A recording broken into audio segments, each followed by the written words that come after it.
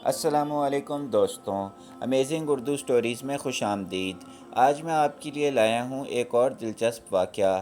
پورا واقعہ جاننے کے لیے ویڈیو کو آخر تک دیکھیے گا، اور آپ سے گزارش ہے کہ میرے چینل کو سبسکرائب کر لیں اور بیل آئیکن کو دبا دیں تاکہ آپ کو میری تمام ویڈیوز کے نوٹیفیکیشن ملتے رہیں۔ دوستوں، نبی پاک صلی اللہ علیہ وآلہ وسلم کے نبوت کے اعلان کے بعد مشرکین مکہ نے اپنے دو آدمی یہودی عالموں کے پاس بھیجے جو کہ مدینہ میں رہتے تھے۔ دونوں قاصدوں نے یہودی عالموں سے ملاقات کی اور کہا، ہم آپ لوگوں کے پاس اپنا ایک مسئلہ لے کر آئے ہیں۔ ہمارے میں سے ایک یتیم لڑکا ہے جو کہ دعویٰ کر رہا ہے کہ وہ اللہ کا رسول ہے۔ یہ سن کر یہودی عالم بولے، ہمیں اس کا حلیہ بتاؤ۔ قاصدوں نے نبی کریم صلی اللہ علیہ وآلہ وسلم کا حلیہ بتا دیا۔ تب انہوں نے پوچھا، تم میں سے کتنے لوگوں نے ان کی پیروی کی؟ قاصدوں نے کہا، کم درجے کے لوگوں نے۔ تو یہودی عالم نے کہا، تم ان سے جا کر 3 سوالات کرو۔ اگر انہوں نے ان سوالات کے درست جواب دے دیے تو وہ اللہ کے نبی ہیں، اور اگر نہ دے سکے تو وہ کوئی جھوٹا شخص ہے۔ پہلے ان سے ان نوجوانوں کے بارے میں سوال کرو جو کہیں نکل گئے تھے، یعنی اصحاب کہف کے بارے میں پوچھو، اس لیے کیونکہ ان کا واقعہ بہت عجیب و غریب ہے۔ ہماری پرانی کتابوں کے علاوہ اس واقعے کا ذکر کہیں نہیں ملے گا۔ اگر وہ نبی ہیں تو اللہ پاک کی طرف سے خبر پا کر تمہیں ان کے بارے میں بتا دیں گے، اور اگر وہ نبی نہیں ہیں تو نہیں بتا سکیں گے۔ پھر ان سے پوچھنا سکندر ذوالقرنین کون تھا، اس کا کیا قصہ ہے، اور پھر پوچھنا کہ روح کیا ہے۔ اگر انہوں نے ان تینوں سوالات کے جواب دے دیے تو سمجھ لینا کہ وہ سچے نبی ہیں، اور تم سب ان کی پیروی کرنا۔ وہ تینوں سوالات لے کر واپس مکہ آ گئے۔ واپس آ کر انہوں نے قریش سے کہا، ہم ایسی چیز لے کر آئے ہیں جس سے ہمارے اور محمد کے درمیان فیصلہ ہو جائے گا، اور پھر تینوں سوالات کی تمام تر تفصیلات ان کو بتا دیں۔ اس کے بعد مشرکین مکہ نبی پاک صلی اللہ علیہ وآلہ وسلم کے پاس آئے اور کہا کہ اگر آپ سچے نبی ہیں تو ہمارے ان 3 سوالات کے جوابات دے دیں۔ ہمارا پہلا سوال یہ ہے کہ اصحاب کہف کون تھے، اور دوسرا سوال یہ ہے کہ ذوالقرنین کون تھے، اور تیسرا سوال یہ ہے کہ روح کیا چیز ہے۔ آپ صلی اللہ علیہ وآلہ وسلم نے فرمایا، میں ان سوالات کے جواب تمہیں کل دوں گا، اور آپ نے اس جملے میں انشاءاللہ نہیں فرمایا، یعنی کہ اس طرح نہیں فرمایا کہ میں انشاءاللہ کل تمہیں جواب دوں گا۔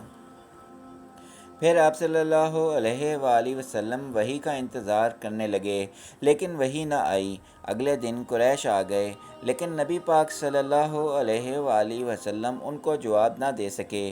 وہ لوگ باتیں کرنے لگے کہ محمد کے رب نے انہیں چھوڑ دیا ہے۔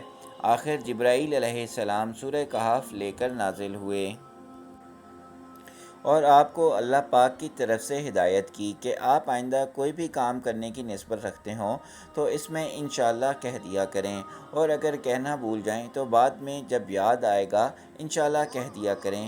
وہ ایسا ہی ہوگا جیسا کہ آپ نے پہلے بولتے وقت جملے میں کہا ہو۔ اس موقع پر وحی میں دیر اسی بنا پر ہوئی تھی کہ آپ نے انشاءاللہ نہیں کہا تھا۔ اور یہ کفار جو کچھ کہہ رہے ہیں کہ آپ کے رب نے آپ کو چھوڑ دیا، تو ایسا نہیں ہے۔ آپ کے رب نے آپ کو بالکل نہیں چھوڑا، بلکہ یہ سب کچھ اسی کی حکمت کے مطابق ہوا ہے۔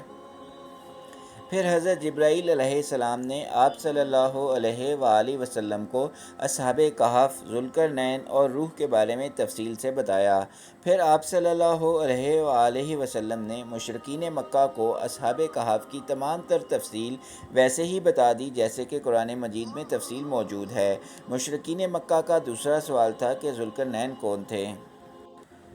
ذوالقرنین کے بارے میں تفصیل یوں بتائی گئی کہ وہ ایک نیک، خدا رسیدہ اور زبردست بادشاہ تھے۔ انہوں نے اپنی زندگی میں 3 بڑی مہمات سر کیں۔ پہلی مہم میں وہ اس مقام پر پہنچے جہاں سورج غروب ہوتا ہے۔ وہاں انہیں ایک ایسی قوم ملی جس کے بارے میں اللہ نے اختیار دیا کہ چاہے تو ان کے ساتھ وہ اچھا سلوک کریں یا تو ان کو سزا دیں۔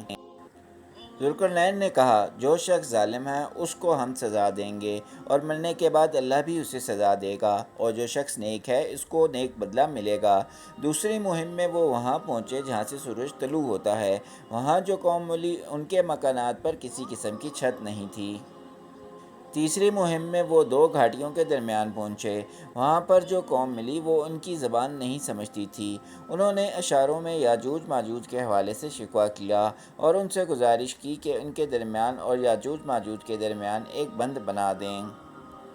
ذوالقرنین نے لوہے کی بڑی چادریں منگوائیں، پھر ان سے ایک دیوار بنا کر اس میں تانبا پگھلا کر ڈال دیا اور کام مکمل ہونے پر کہا، اللہ کا فضل ہے کہ میرے سے اتنا بڑا کام ہو گیا۔ قیامت کے نزدیک یاجوج ماجوج یہ دیوار توڑنے میں کامیاب ہو جائیں گے۔ تیسرا سوال روح کے بارے میں تھا۔ اس کے بارے میں اللہ تعالیٰ نے فرمایا، یہ لوگ آپ سے روح کے بارے میں پوچھتے ہیں، آپ فرما دیجئے کہ روح میرے رب کے حکم سے قائم ہے، یعنی روح کی حقیقت کا علم اسی کے پاس ہے اور اس کے سوا کوئی نہیں جانتا۔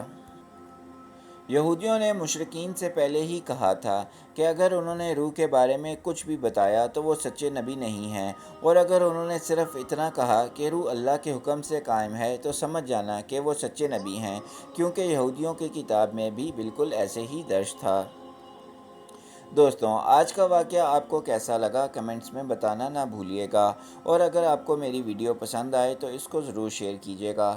ملتے ہیں اگلی ویڈیو میں، تب تک کے لیے اللہ حافظ۔